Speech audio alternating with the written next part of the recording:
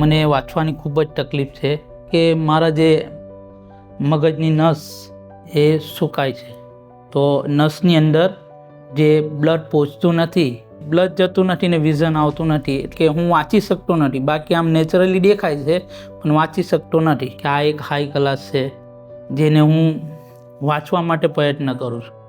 આ diamond glass છે, પુસ્તક છે, એમાં જે અક્ષરે અક્ષર લાઈનથી અમુક સમયે તો હટી જાય જો કે, પણ એને બેકગ્રાઉન્ડ બરાબર કરીને સાઈડથી વાંચવું પડે છે. ને અમુક સમયે તો વંચાય પણ નહીં, પણ બહુ ઢાળીને એવી રીતના ગ્લાસ મૂકી ને આ એક ચશ્માનો પણ એક ઉપયોગ કરું છું, જે ગ્લાસના ચશ્મા.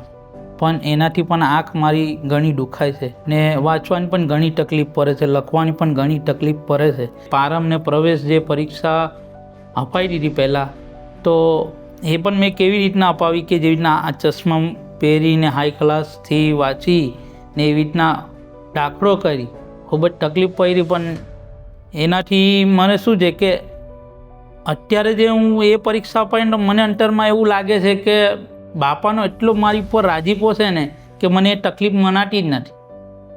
ને એટલા રાજી છે ને જેનાથી આ પરીક્ષા હું સહેલાઈથી અપાઈ શકું છું. ભલે ગમે દેખાય કે ના દેખાય, પણ એક્ઝામ અપાઈને પણ મેડલ તો લાવવું જ છે.